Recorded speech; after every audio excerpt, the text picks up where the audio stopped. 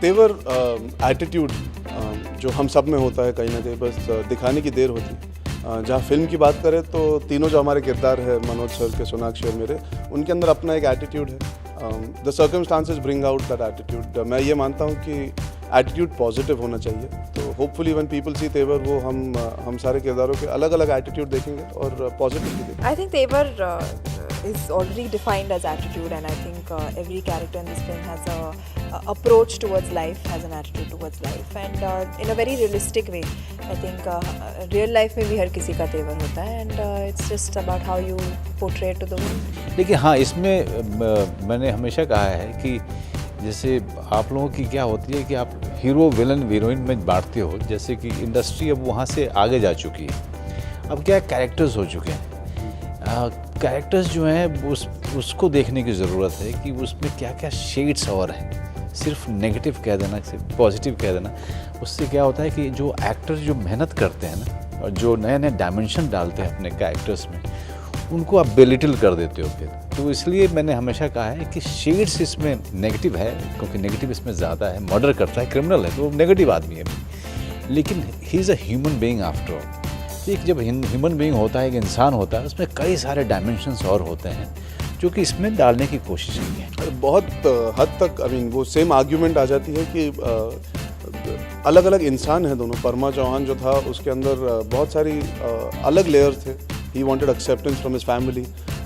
वो लड़की से बदतमीजी की अलग हद तक चले जाता है, उससे शादी करके उसका रेप करता है ताकि वो पॉलिटिकल पार्टी में एंट्री ले सके।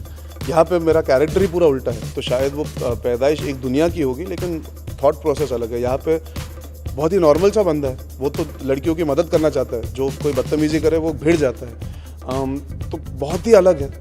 अब सिर्फ दाढ़ी या लोकेशन से अगर लोग सिमिलर माने तो वो थोड़ा अनफेयर होता है। I would like to see it as a totally new dimension for me as an actor. इतना पॉजिटिव कैरेक्टर मैंने अभी तक प्ले नहीं किया। मतलब इसमें कूट के अच्छाई है, इतनी अच्छाई है, बस बाहर आती रहती है। She is not romancing with me. She is romancing with him. She's not romantic. I want to romance. I want to romance with the character that she is playing, but I'm not getting the opportunity. Yeah. Simply put, that is the case where his character falls in love with my character, wants to marry her, but she does not want to marry him. So she starts running away from him, and that is where he finds her, and he's misbehaving with her at a bus station. और पिंटू ये देख लेता है, तो उसे एकदम बर्दाश्त नहीं होता जब कोई लड़की के साथ बदतमीजी कर रहा है, तो वो बिना सोचे, बिना समझे, बिना जाने कि आदमी कौन है, उसे चिपका देता है। And you've seen that in the trailer, and that's where the story kind of takes off from. That's where these three characters meet, and their destinies, their lives collide with each other. अगर under normal circumstances ये तीनों एक दूसरे से मिलते भी नहीं कभी। ये आगरा का लड़का है, मथुरा की लड़की है, ये मथुरा के बाहुबली है गजेंद्र सिंह, तो they would probably not even met, but जो सर्कमस्टांस में वो मिलते हैं वहाँ से पूरी अगर एक्टर कंफर्ट के बारे में सोचेगा तो उसे नौकरी छोड़ देनी चाहिए।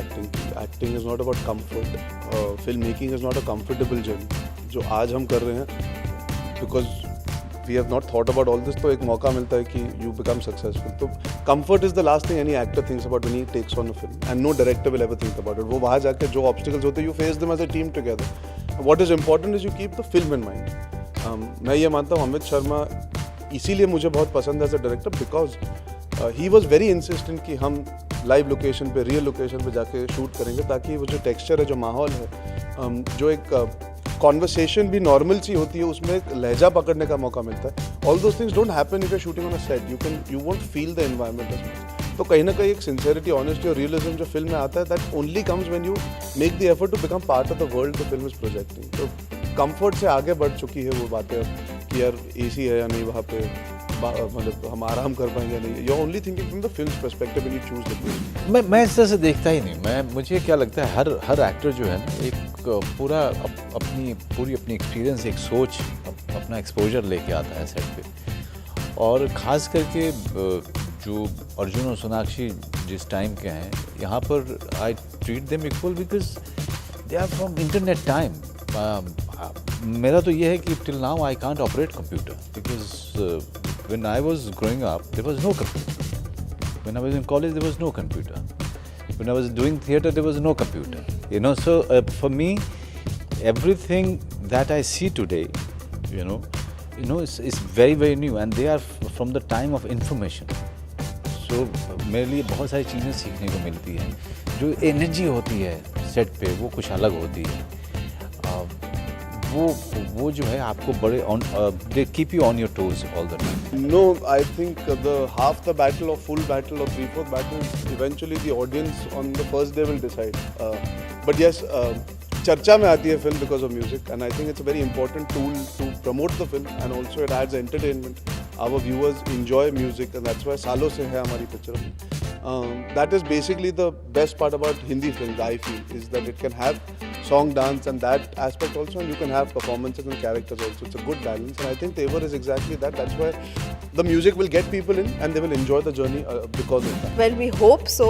That is what we aim for, and we've made a film with a lot of love and affection and emotions and attachment, and we hope that people enjoy it because it genuinely is a very entertaining film, which I think with a lot of ingredients that the people like to watch. So let's hope for the best.